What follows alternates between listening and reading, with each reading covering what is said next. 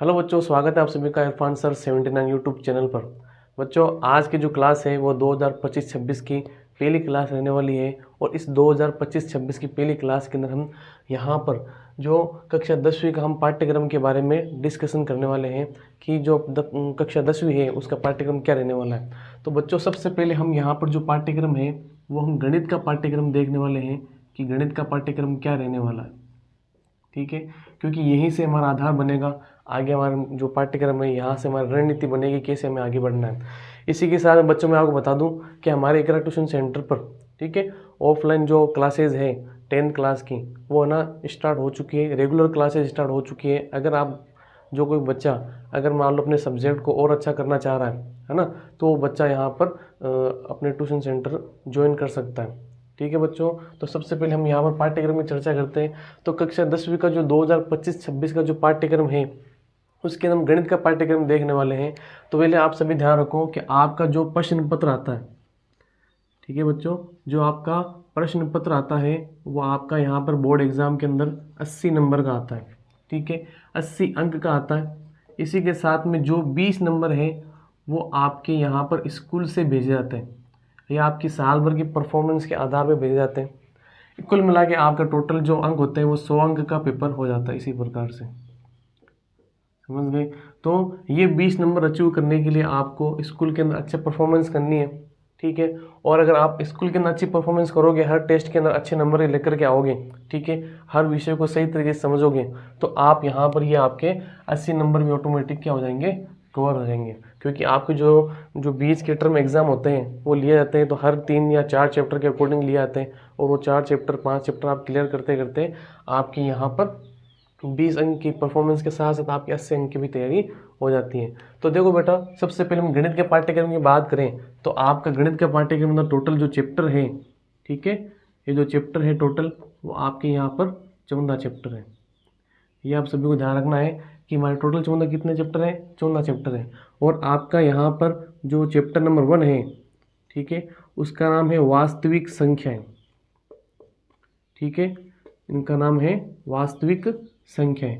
वास्तविक संख्याओं के अंदर बेटा आपके यहाँ पर है ना, ये जो प्रश्नावली वो आपके 4 अंक की है। कितने अंकों की है, 4 अंकों की है। और इसके अंदर लगभग 2 प्रश्नावलियाँ हैं जिसके अंदर आपको 80 एलसीएम ज्ञात करना होता है और अपरिमेय संख्याओं को परिमेय संख्या सिद्ध करना होता है। ऐसा कुछ इसके अंदर रहता है। फिर बेटा आपके जो चैप्टर नंबर 2 है वो यहाँ पर है बहुपद। बहुपद ये तो बिल्कुल आसानी चैप्टर है, क्योंकि अगर आप 9th क्लास पढ़ करके आए हो तो आपको ये चैप्टर क्या है, आसान ही लगेगा, क्योंकि ज़्यादा इसमें कुछ नहीं है, 9th क्लास का जैसा ही कुछ सिलेबस है ना। तो इसी प्रकार से ये जो चैप्टर है ये भी आपके 4 अंक का ही रहने वाला है। आप सभी को ध्यान रखना है, ये वाला चैप्टर भी आपके 4 अंक के रहने वाला है। फिर अगर हम अगले बात करें तो चैप्टर नंबर 3, उसका नाम है 2 चरों वाले,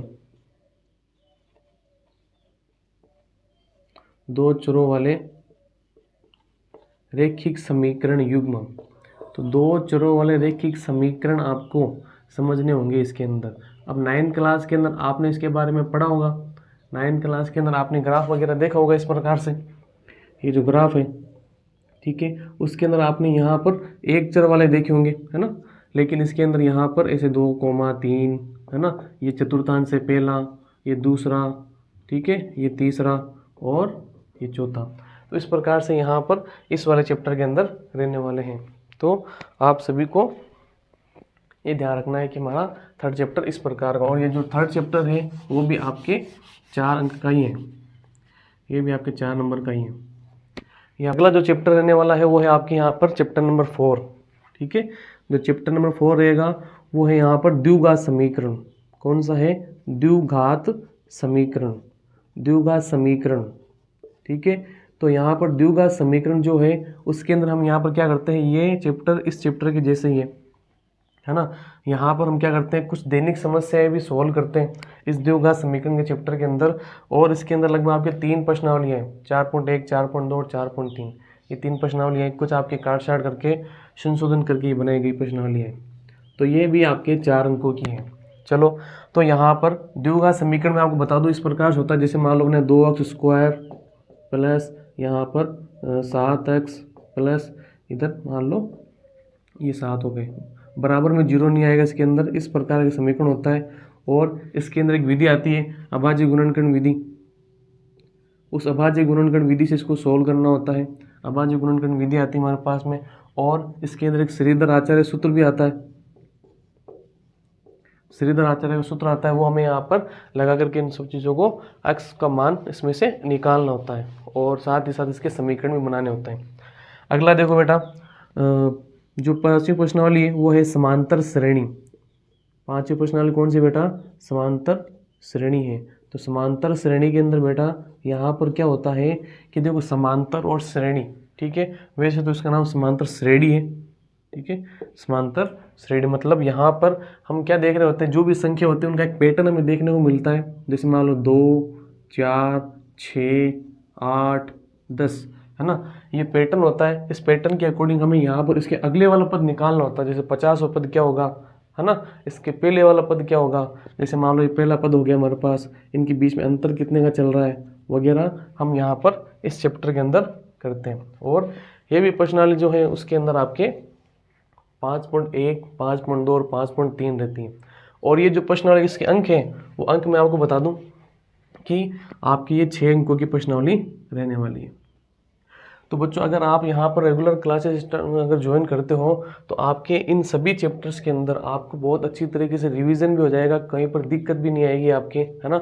जो कोई भी अगर क्लास के अंदर आपका डाउट रह जाता है ना, वो डाउट भी यहाँ पर क्लियर हो जाएगा। इसलिए देखो 10th क्लास के अंदर हमें क्या करना होता है, हमें 10th क्लास के अंदर यहाँ पर जो भी कुछ हमने पढ़ा है उसको बार बार रिविज़न करना होता है, ताकि बोर्ड के लिए हम अच्छे से तैयारी कर पाएँ। और हमारे पास टाइम भी कम होता है, समझ गए, क्योंकि हमारा एग्ज़ाम 1 महीने पहले लग जाते हैं, मार्च के अंदर लगना स्टार्ट हो जाते हैं, तो हमें टाइम भी बहुत कम मिलता है। इसलिए हमें ज़्यादा से ज़्यादा सवालों को जल्द से जल्द जो मेरे डाउट्स हैं उनको क्लियर करके उनको समझना और उनको मेरे सिलेबस को 2 या 3 बार हमें रिवाइज़ करना होता है, समझ गए। तो अगर किसी बच्चे का ऐसे कोई डाउट है तो वो ज़रूर हमारे ट्यूशन सेंटर की regular classes, offline classes join करें। अब देखो बेटा, जो चैप्टर नंबर 6 है वो है त्रिभुज। इसका नाम है त्रिभुज, ठीक है। इस चैप्टर के अंदर यहाँ पर क्या है कि थोड़ी थ्योरी ज़्यादा रहती है ना। यहाँ पर हमें कुछ बातें, कुछ स्टेटमेंट, कुछ कथन हमें यहाँ पर याद रखने होते हैं। यहाँ पर प्रमेय वगैरह चलती है, जैसे आप 9th क्लास के अंदर पढ़ के आए हो, तो ये भी चैप्टर आपके यहाँ पर 4 नंबर के रहने वाला है। इसके अंदर हम त्रिभुज के अंदर यहाँ पर कुछ प्रमेय पढ़ते हैं। एक इसके अंदर तो यहाँ पर थेल्स प्रमेय आएगी, वो तो इसकी फेमस है, सभी बच्चे इसके अंदर थेल्स प्रमेय को याद भी रखते हैं कि थेल्स प्रमेय क्या है। तो आपको भी ये चीज़ें क्या करनी है, याद रखनी है कि थेल्स प्रमेय क्या है, क्या यहाँ पर समरूपता की कसौटियाँ हैं वगैरह, हमें इसके अंदर ध्यान रखना होता है।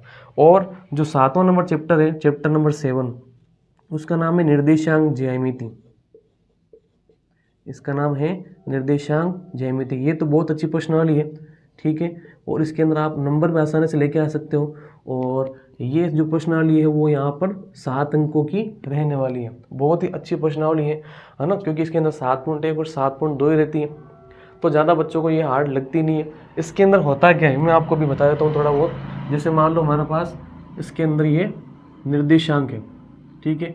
इस निर्देशांक के अंदर यहाँ पर 2 पॉइंट दिए हुए हैं, 1.2 यहाँ पर दिया हुआ है, मान लो कि 2,-3 दिया हुआ है, और इधर दिया है 4,3 दिया हुआ है। अब ये 2 बिंदु है ना, तो इन 2 बिंदुओं के बीच की दूरी हमें ज्ञात करनी होती है। एक तो फॉर्मूला इससे रिलेटेड आएगा कि 2 बिंदु के बीच की दूरी हमें ज्ञात करनी हो तो वो किस प्रकार से ज्ञात करेंगे। और जो 7.2 है वो यहाँ पर इनको विभाजन करने वाले बिंदु निर्देशांक निकालने होते हैं। जैसे मान लो ये रेखाखंड है, इसको कोई लाइन इस प्रकार से यहाँ पर काट रही है, तो इस बिंदु के हमें निर्देशांक निकालने होते हैं। तो ऐसा अगर आपको इस चैप्टर नंबर 7 के अंदर देखने को मिलेगा, और चैप्टर नंबर 7 भी 7 नंबर का है, अच्छे खासे नंबर आपको इस चैप्टर से मिल जाते हैं, है ना। तो यहाँ पर ये हमारे देखो यहाँ पर 7 चैप्टर के बारे में तो हमने समझ लिया अभी तक, तो कि 7 चैप्टर के बारे में क्या है, किस प्रकार से, ये आपको यहाँ पर ध्यान रखना है। अब इसके अंदर आप देखो तो ये वास्तविक संख्या है ना, ये आसान चैप्टर है। इसके अंदर ये भी आसान चैप्टर है आपके, और इसके अंदर यहाँ पे 2 चरों वाले के समीकरण, इसके अंदर ग्राफ वगैरह आता है ना। लेकिन आपके बोर्ड के अंदर भी कुछ सालों के अंदर ग्राफ वगैरह दे नहीं रहा है, क्योंकि प्रश्नावली को उन्होंने 4 नंबर का कर दिया है। तो लगभग इसके अंदर यहाँ पर क्या है कि वो नॉर्मली सवाल आपसे इसके अंदर पूछ रहा है ना। दिया गया समीकरण, इसका सीधा एक ही क्वेश्चन आता है 4 नंबर का, बड़े लेवल के अंदर, छोटे क्वेश्चन वगैरह इसके अंदर आते ही नहीं है। समांतर श्रेणी है, ये भी अच्छी प्रश्नावली है, ज़्यादा इसमें कोई डाउट वगैरह रहेगा नहीं, है ना। त्रिभुज में थोड़ा सा आपको यहाँ पर डाउट रह सकता है, ये आपके लिए थोड़ी सी टफ रह सकती है, लेकिन अगर आप रेगुलर क्लासेस ज्वाइन करोगे, थोड़ा सा समझने की कोशिश करोगे, अपने माइंड को समझोगे, नहीं आ जाएगा तो ये ज़रूर प्रश्नावली आपको आ जाएगी। ये प्रश्नावली भी ठीक है, कुछ क्वेश्चन इसके थोड़े से टफ लग सकते हैं बच्चों को, बाकी ये हो जाएगी सोल्व। अब हम बात करते,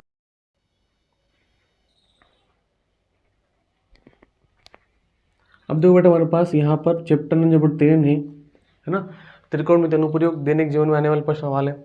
और ये जो हमारे पास है चैप्टर नंबर 10, इसका नाम है व्रत। इसके अंदर भी यहाँ पर ये प्रश्नावली आपके है 5 नंबर के आसपास ये प्रश्नावली है, 5 अंकों की है प्रश्नावली है, क्योंकि एक सवाल में 3 नंबर का आता है, बाकी छोटे मोटे क्वेश्चन इसमें से देखने को मिलते हैं। तो अब यहाँ पर व्रत वाले प्रश्नावली में इसमें भी क्या होता है, व्रत और इसकी स्पर्श रेखाएं, जैसे व्रत है इसके ऊपर स्पर्श रेखाएं हैं और इसके रिलेटेड कुछ हमें परमें देखने को मिलती है।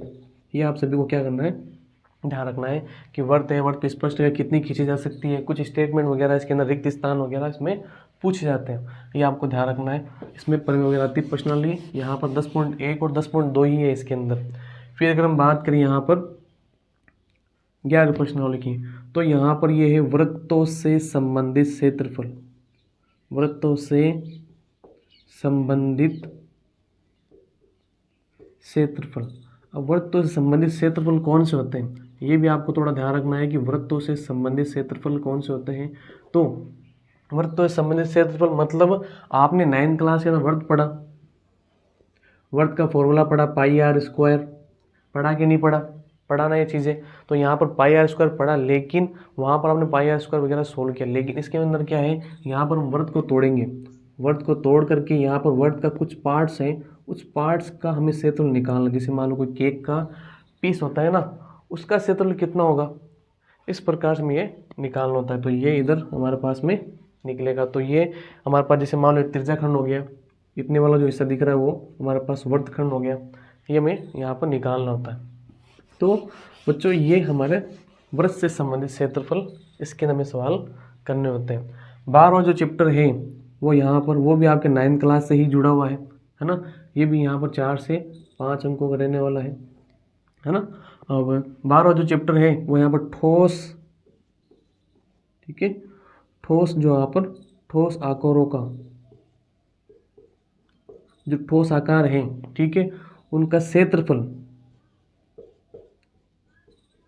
क्षेत्रफल व आयतन, ठोस आकारों का क्षेत्रफल व आयतन इसके अंदर ज्ञात करना होता है। इसके अंदर सभी चीज़ें हमारे पास क्या क्या आएगा, इसके अंदर हमारे पास क्या आएगा, घन आएगा, घनाभ आएगा, ठीक है, और यहाँ पर इसके अंदर बेलन आने वाला है, वापस 9th क्लास वाली चीज़ें, और इसके अंदर यहाँ पर ये यहाँ पर गोला आ जाएगा, शंकु आ जाएगा इसके अंदर, और इससे रिलेटेड क्षेत्रफल और आयतन दोनों फॉर्मूले इसके अंदर हमारे पास काम करने वाले हैं। तो आप सभी को ये चीज़ें ध्यान रखनी है कि इनके क्षेत्रफल क्या होने वाले हैं, किस प्रकार से इसको हम सॉल्व करेंगे, ये सब चीज़ें हमारी क्लास के अंदर होने वाली है। तो आप सभी अगर 10th क्लास की रेगुलर क्लासेस ज्वाइन करना चाह रहे हो तो आप मुझे यहाँ पर कांटेक्ट कर सकते हो, ध्यान रखना बेटा। अब यहाँ पर चैप्टर नंबर 13, इसका नाम है सांख्यिकी, ठीक है, इसका नाम सांख्यिकी है। इसके अंदर बेटा हम यहाँ पर क्या याद करते हैं, इसके अंदर हम यहाँ पर माध्य, माध्यक व बहुलक याद करते हैं, माध्य, माध्यक व बहुलक ज्ञात करते हैं। जो आपने 9th क्लास के अंदर थोड़ा बहुत इनकी डिटेल के बारे में पढ़ा होगा कि माध्य, माध्यक, बहुलक क्या होता है, लेकिन इसका हम एक एग्जैक्ट फॉर्मूला यहाँ पर देखने वाले हैं। कुछ यहाँ पर इनकी विधियाँ भी है हमारे पास, कुछ फॉर्मूले भी हैं, वो हम देखेंगे। और ध्यान रखना ये जो प्रश्नावली है ना, ये आपके चैप्टर की, मतलब आपके बुक की ये सबसे बड़ी प्रश्नावली है। 13 अंकों की ये प्रश्नावली है।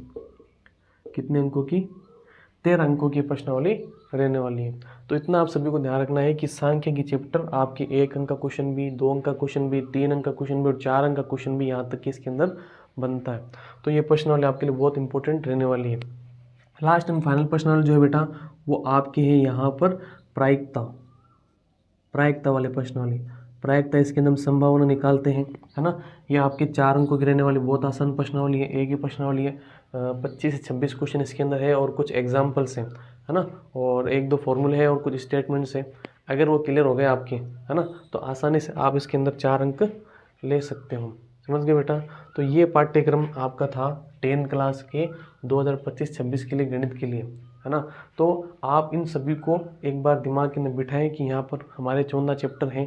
पहला चैप्टर कौन सा हो जाएगा, वास्तविक संख्या, दूसरा बहुपद, तीसरा हमारे पास 2 चर वाला रैखिक समीकरण, चौथा द्विघात समीकरण, पांचवा समांतर श्रेणी, और छठा बेटा हमारे पास त्रिभुज हो जाएगा, सातवां निर्देशांक ज्यामिति हो जाएगा, आठवां कौन सा हो जाएगा, त्रिकोणमिति परिचय हो जाएगा, नौवां यहाँ पर त्रिकोणमिति परिचय के अनुप्रयोग, ठीक है। 10वां हमारे पास वृत्त आ जाएगा, 11वां वृत्तों से संबंधित क्षेत्रफल, 12वां ठोस आकृतियों का आयतन व क्षेत्रफल, 13वां सांख्यिकी, और 14वां हमारे पास प्रायिकता हो जाएगा। तो इस प्रकार से आप अपने यहाँ पर ये क्लासेस और अभी वेस्ट कर सकते हो, है ना। इस सिलेबस को अच्छी तरह पढ़ें और भी समय समय में आपको यहाँ पर जो क्लासेस देता रहूँगा ताकि आपको यहाँ पर गाइडेंस मिलती रहे। आज की क्लास के लिए इतना ही। वीडियो अच्छी लगी है तो आप इस वीडियो को लाइक और शेयर ज़रूर कीजिएगा अपने दोस्तों के साथ में, ठीक है, और सब्सक्राइब ज़रूर कीजिएगा। और अगर किसी बच्चे को ऑफलाइन क्लासेस इसका इकरा ट्यूशन सेंटर ज्वाइन करनी है तो आज ही मेरे पास आप कांटेक्ट कर लें, है ना, ताकि आपकी रेगुलर क्लासेस स्टार्ट हो जाए, है ना। ठीक है आज के लिए।